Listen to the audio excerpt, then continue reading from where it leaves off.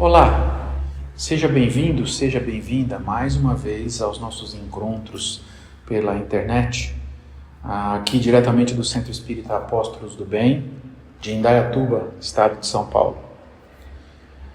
Vamos lá então, para que a gente possa iniciar nossas reflexões de hoje. Eu vou pedir a todos que fechem os seus olhos, elevem os pensamentos até Deus, nosso Pai, e agradeçam a oportunidade de estarmos reunidos neste momento. Em nome de Deus, em nome de Jesus.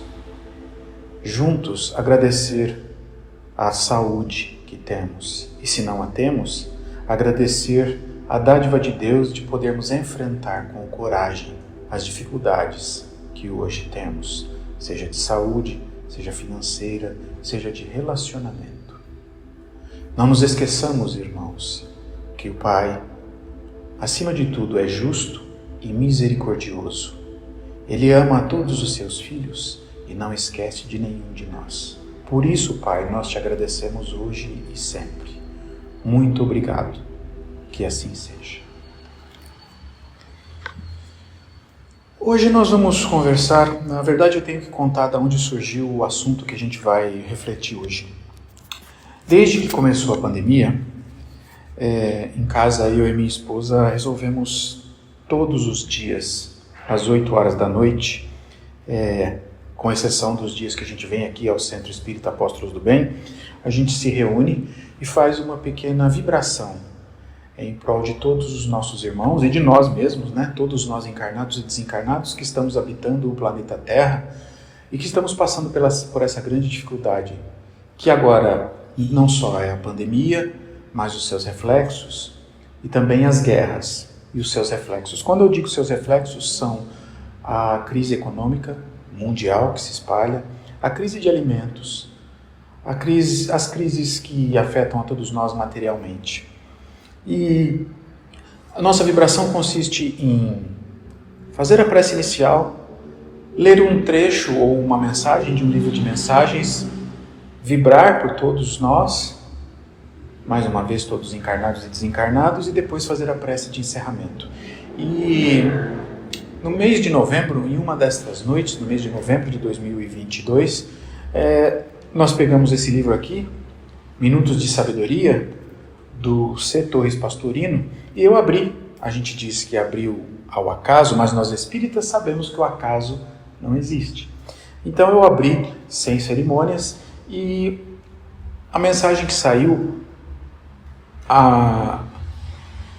o tema que saiu para a nossa reflexão me chamou a atenção e eu escolhi para trazer aqui para que a gente possa refazer essa reflexão juntos. Essa mensagem eu vou ler no final da nossa conversa. Para que nos ajude a refletir sobre o assunto da mensagem, vocês já vão descobrir logo, eu trouxe um texto de um lugar que eu geralmente colho textos para as nossas reflexões, que é do momento.com.br. É um site que há muitos anos publica textos diariamente e esses textos também são veiculados através das rádios. Esse programa é conhecido como Um Momento Espírita. E o título deste texto aqui é Administrando o Medo. Este texto foi preparado baseado em um outro texto que foi publicado em fevereiro de 2006 na revista Seleções do Register Digest. Eu peço perdão pela minha pronúncia, mas é uma outra revista baseada nesse texto. O pessoal do momento.com.br produziu esse texto aqui, e esse texto que eu vou ler aqui, para a gente refletir junto, foi publicado no site que foi ao ar no dia 2 de maio de 2008. E vocês vão ver que ele é bastante atual. O título do texto é Administrando o Medo. Recente lá em 2008, recente pesquisa revelou que muitos brasileiros vivem dominados pelo medo. Medo que vai desde o de ser assaltado, perder um filho, descobrir que tem uma doença grave, não conseguir pagar as contas, sofrer um acidente, ter um ataque cardíaco ou perder o parceiro ou a parceira. Vejam, esse estudo lá de 2006, um pouco antes, fala sobre a pesquisa fala sobre o brasileiro viver dominado pelo medo. Então o tema que eu trouxe para a gente conversar hoje aparentemente é o medo, mas na verdade o raciocínio é olhar o outro lado da moeda. Qual que é o oposto do medo? A coragem. Então nós vamos falar sobre o medo para que a gente possa refletir sobre a coragem. Continua então o texto falando sobre a pesquisa. Alguns entrevistados revelaram que nem saem de casa ou que mesmo em casa vivem de sobressalto ao menor ruído estranho. Naturalmente, nós vivemos num mundo onde há muita violência, muita maldade e muitas dificuldades. Mas é importante que se pense um pouco, a fim de não se engrossar o rol dos que vivem sob a injunção do medo, perdendo anos preciosos das próprias vidas. Vejam, pelo fato de nós sermos ainda imperfeitos, de ainda sermos muito orgulhosos e muito egoístas, nós tendemos a exagerar as coisas. Não estou dizendo aqui que a gente não deva ouvir o que o medo nos mostra, porque o medo, assim como a dor nos protege das doenças, o medo nos protege do perigo.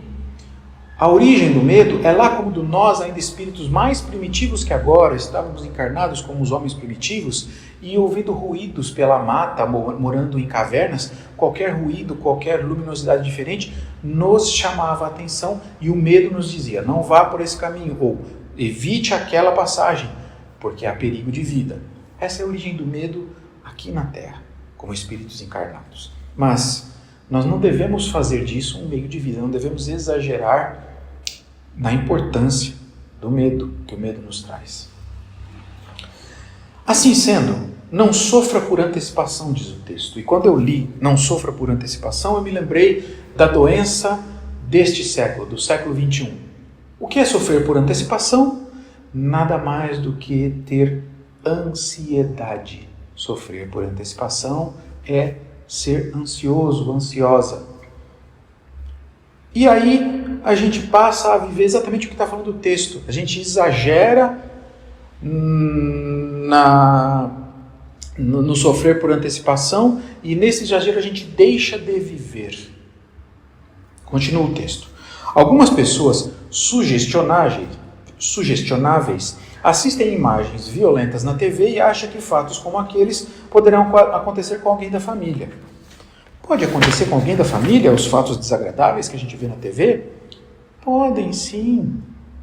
Mas alguns dos nossos companheiros aqui do Centro Espírita Apóstolos do Bem vão se recordar de algumas conversas que tivemos aqui no nosso salão, em que eu digo que a TV, o noticiário, a internet, vive de propaganda.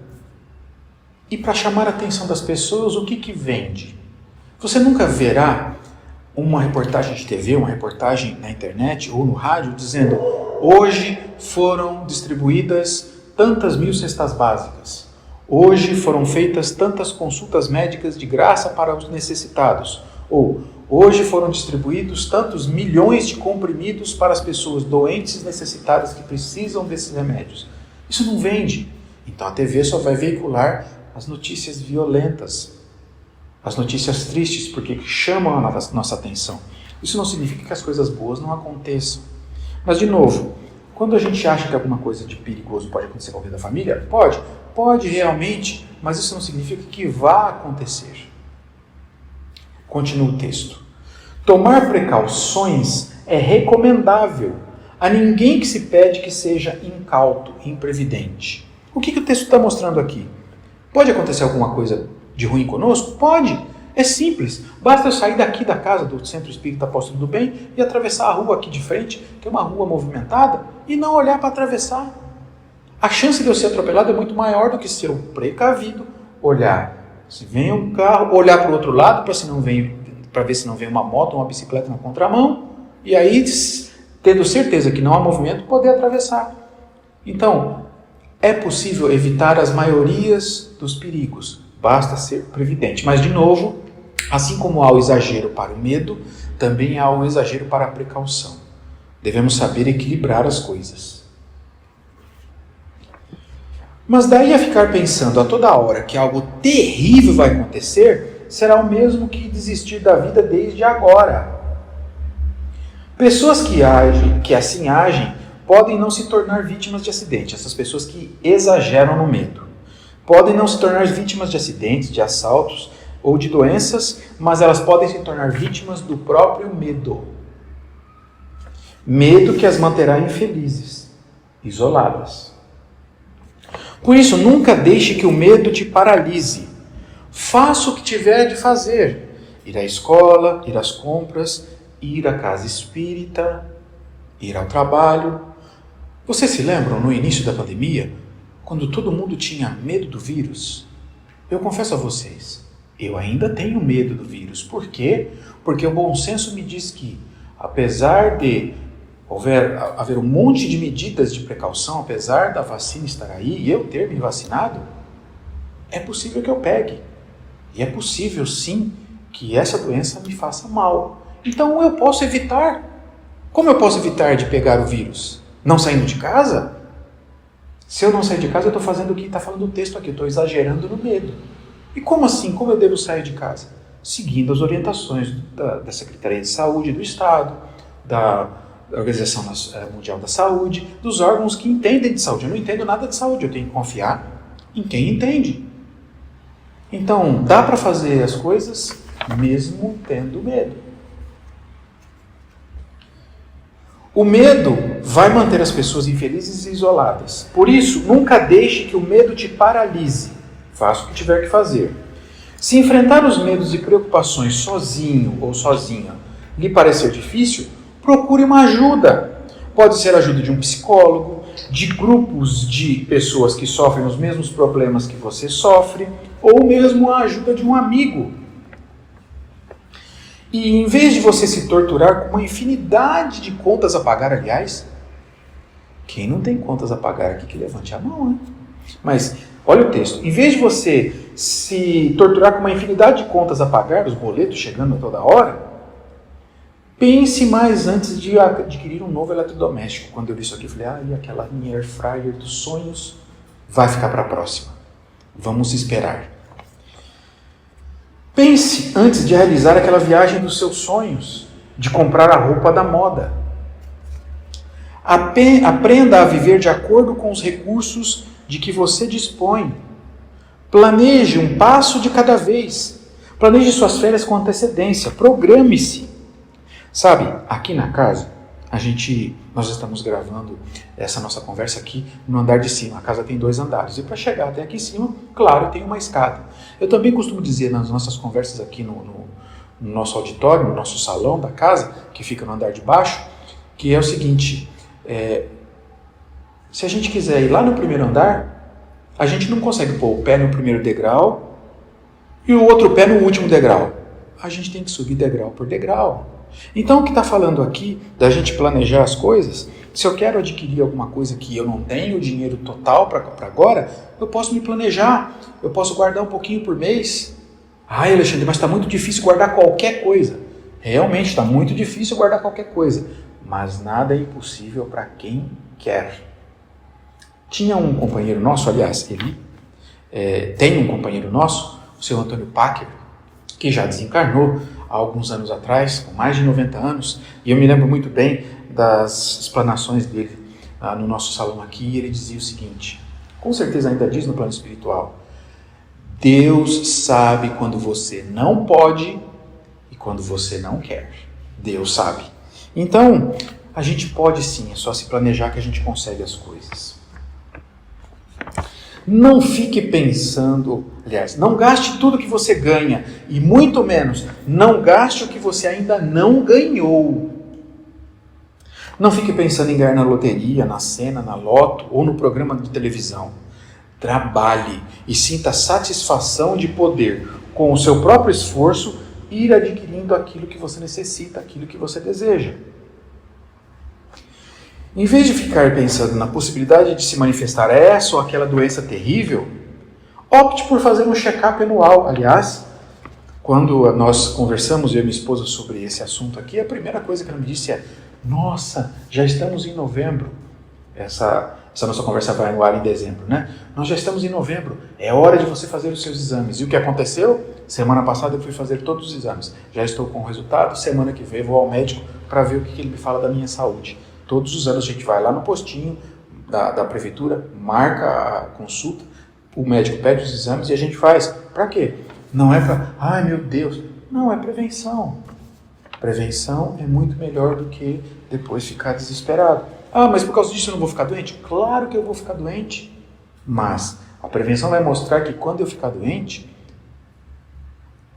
a minha limitação ao ficar doente vai ser menor do que se eu não fizer exames. Vamos lá. Não espere para ir somente ao médico quando a dor o atormente ou um problema de saúde se manifeste. Foi engraçado isso, porque eu cheguei no médico esse ano ali. E aí, tudo bem com você? Eu falei, tudo bem, doutor. Ele, por que você está aqui? Eu falei, eu estou me sentindo bem. Eu quero ver se os exames mostram que apesar de me sentir bem, está tudo bem na minha saúde. Procure um médico para saber se está tudo bem com você. Faça exames periodicamente. Pratique exercícios sob supervisão. Ande até a padaria, em vez de sempre ir de carro. Pratique jardinagem. Lave o carro. Pense, sobretudo, positivamente. Como assim pensar positivamente? Deus protege a minha vida. Sou abençoado por Deus. Eu sou filho de Deus. Mas não é só por causa disso que eu vou me pendurar numa sacada de um prédio, porque Deus protege a minha vida. Ele, Deus, vai fazer a parte dele, mas eu tenho que fazer a minha parte.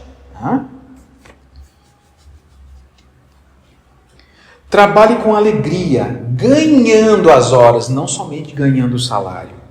Não transforme o seu ambiente profissional em um cárcere de torturas diárias. Sorria mais, faça amigos, converse com os amigos, estabeleçam entre vocês um cuidado mútuo. Isso no que se refere a você, aos seus filhos e ao seu patrimônio. Unidos seremos fortes. Enfim, não tenha medo do medo.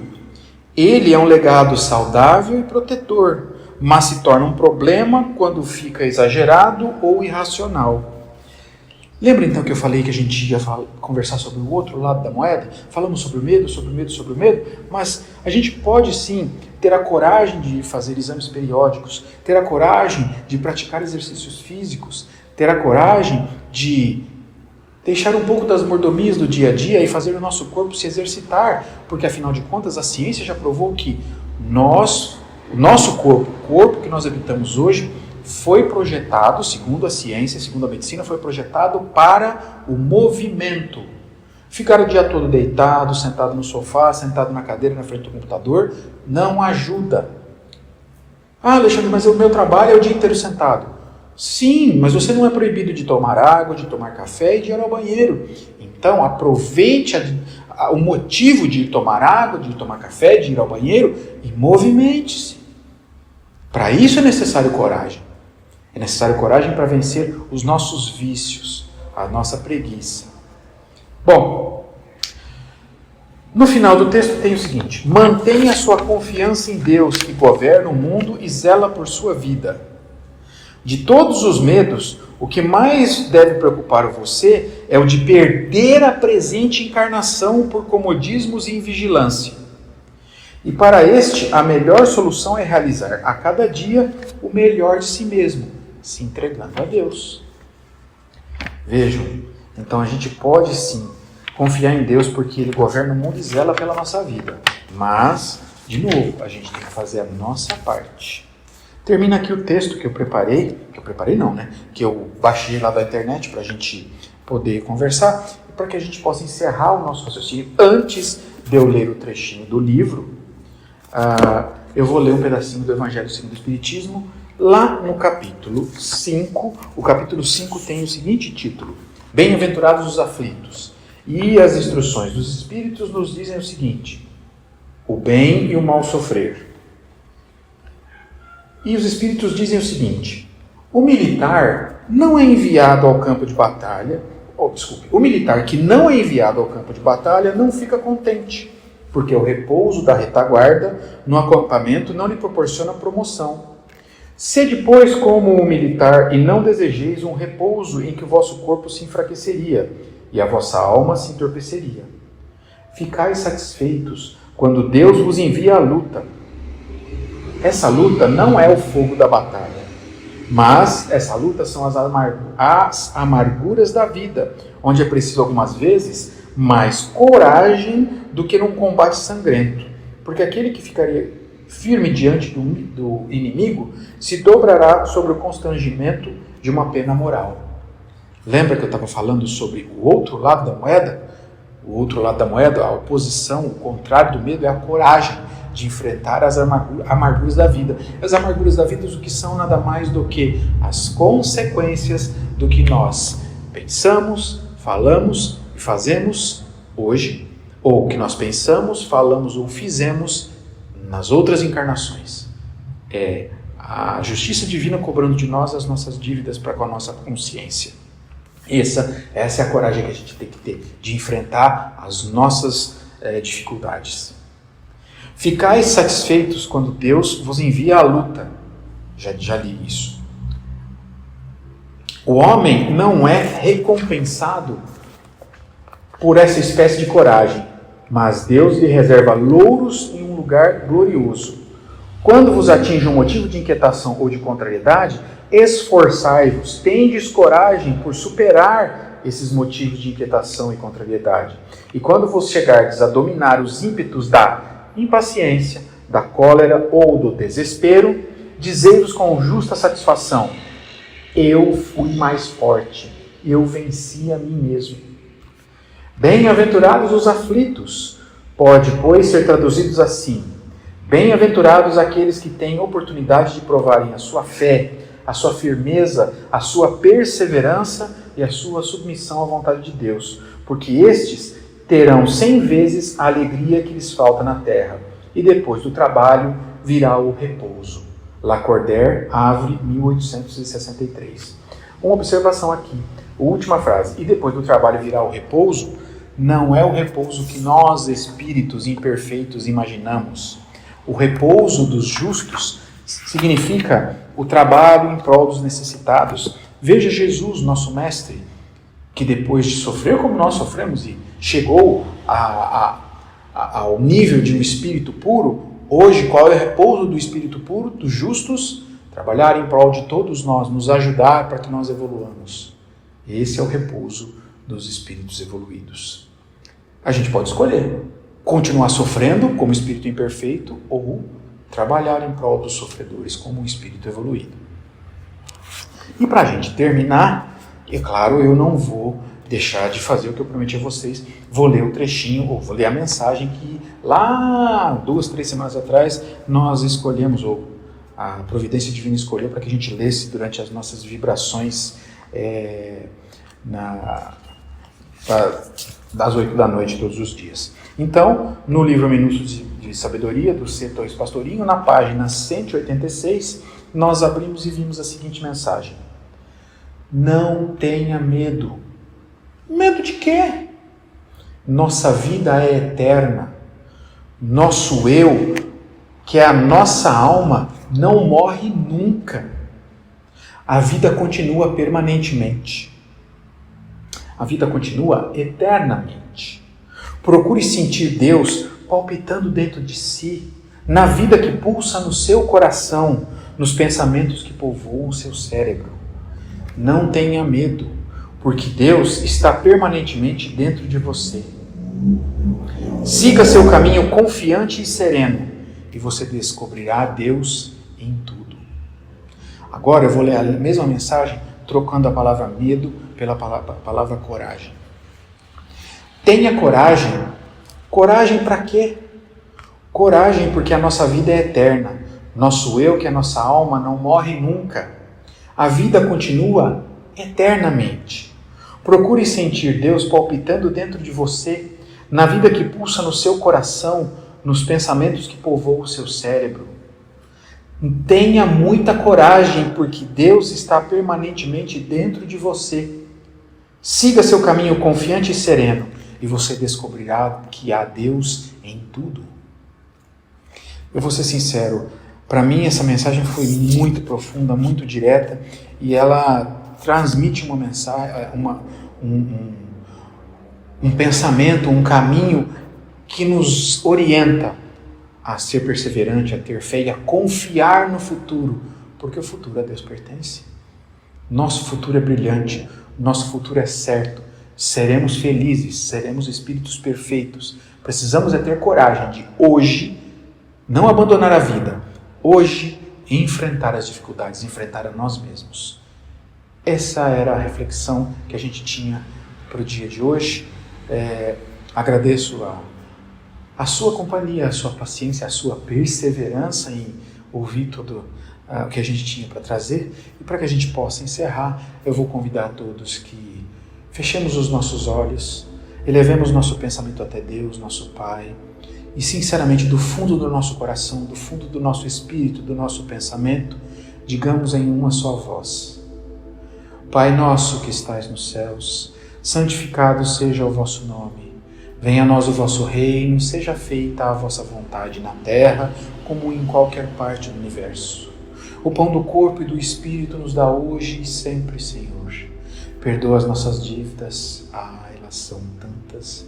Mas perdoa, Pai, na exata medida que sinceramente conseguirmos perdoar a todos os nossos devedores. Não nos deixeis, Senhor, cairmos em tentação, mas livre-nos da prática do mal. Que assim seja, graças a Deus. Até a próxima.